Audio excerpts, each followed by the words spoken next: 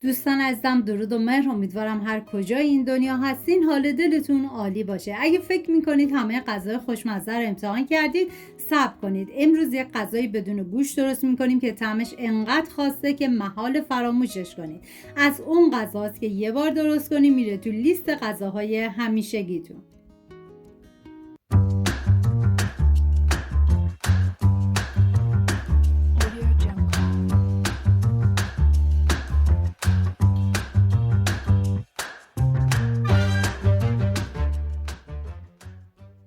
نیاز به 600 گرم سندون مرغ داریم که این مقدار برای 4 نفر در نظر گرفته شده. سندون ها رو پاک کنید، بشورید و بریزید داخل قابلمه. 2 عدد برگ بو همراه با 1 عدد پیاز کوچیک، مقداری نمک، پودر تخم گشنیز و زردچوبه بهش اضافه کنید. 3 لیوان آب جوش بریزید، زمان بدید تا به جوش بیاد. بعد از اینکه به جوش اومد حتما کف روش رو بگیرید و بذارید تا سندون پخته بشه. بعد از پخته شدن همه مواد رو از سندون جدا کنید و سندون رو با آب سرد آب کشی کنید.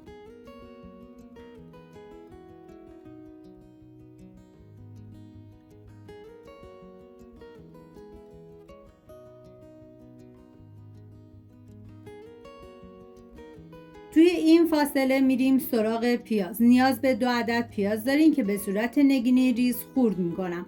من اندازه ها رو هم در طول ویدیو میگم، هم داخل دیسکریپشن نوشتم. داخل تابه مقداری کره میریزم. بعد از داغ شدن پیاز ریز شده رو بهش اضافه میکنم. اگر به هر دلیلی تا به حال سندون مرغ نخوردین یا دوست نداشتین، بهتون پیشنهاد میکنم یک بار به این روش امتحان کنیم. مطمئنم میشه پایه ثابت غذاهای همیشگیتون.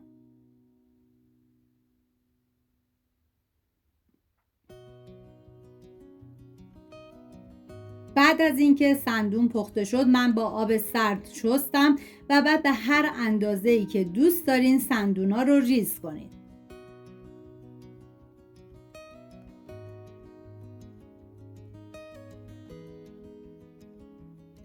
نوبت اضافه کردن ادویه هست، شامل نمک، زردچوبه، پودر تخم گشنیز، پودر سیر، پاپریکا و فلفل سیاه. هم میزنم و میذارم ادویه ها تف بخورن، عطر ادویه ها آزاد بشه.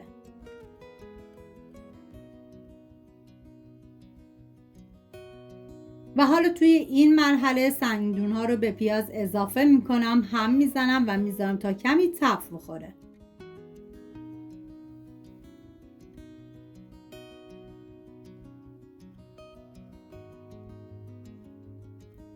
یک قاشق غذاخوری سرپر رب گوجه فرنگی میریزم، هم میزنم و میذارم رب تف بخوره، رنگ رب باز بشه. من غذاهای رژیمی ملل گیاهی زیادی درست کردم که لینکش رو داخل دیسکریپشن نوشتم. دوست داشتید ببینید درست کنید و از خوردنش لذت ببرید. 2 عدد گوجه فرنگی بزرگ رو باید پوره کنید. به هر روشی که راحت هستید این کار رو انجام بدید. من با استفاده از دنده درشت رنده می کنم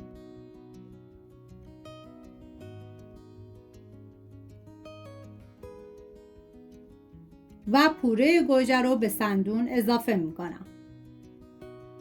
هم می زنم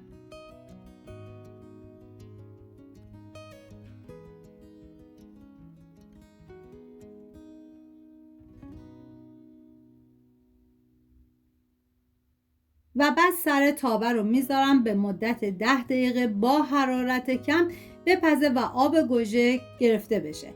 توی این فاصله میریم سراغ قارچ که نیاز به 200 گرم قارچ داریم و قارچ رو به هر روشی که دوست داریم میتونین ریز کنین. من به صورت اسلایسی این کار رو انجام دادم.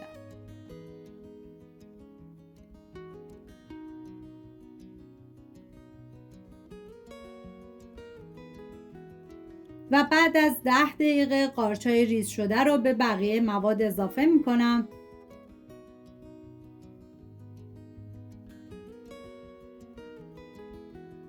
هم میزنم. واقعا یکی از خوشمزه ترین خوراکایی بود که تا به امروز درست کردم. مطمئنم شما هم درست کنین عاشقش میشین. سر تابه رو میذارم به مدت 5 دقیقه. حالا توی این فاصله میریم سراغ فلفل دلمه‌ای. نیاز به 1 عدد فلفل دلمه‌ای داریم که من نصف سبز و نصف زرد استفاده کردم. شما حتی میتونید از یک رنگ استفاده کنید که این دیگه کاملا سلیقه‌ایه. به صورت نگینی ریز میکنم.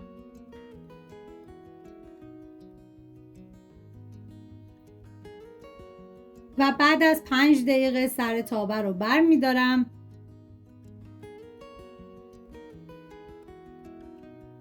و فلفل دلمه‌ای رو بهش اضافه میکنم. ببینیم ما از همون اول فلفل دلمه‌ای رو بهش اضافه نمی کنیم، چون اگه اضافه کنیم فلفل دلمه‌ای کاملا توی این غذا له میشه. برای همین 20 دقیقه آخر فلفل دلمه‌ای رو میریزیم همراه با آب لیمو ترش تازه.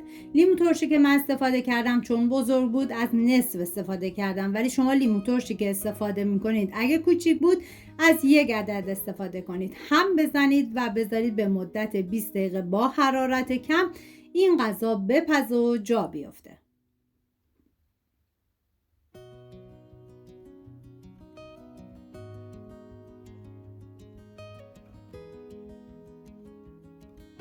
اگر از این غذای خوشمزه خوشتون اومده حتما ویدیو رو لایک برای دوستاتونم بفرستین که اونا هم این طعم خوشمزه رو از دست ندن. حتما تو کامنت ها برام بنویسین که امتحانش کردین یا نه. سابسکرایب یادتون نره، چون اینجا قراره کلی غذای خوشمزه و خاص رو با هم تجربه کنیم. امیدوارم درست کنیم و در کنار خانواده از خوردنش لذت ببرید. سپاس از همراهی همیشگیتون. تا درودی دیگر، بدرود.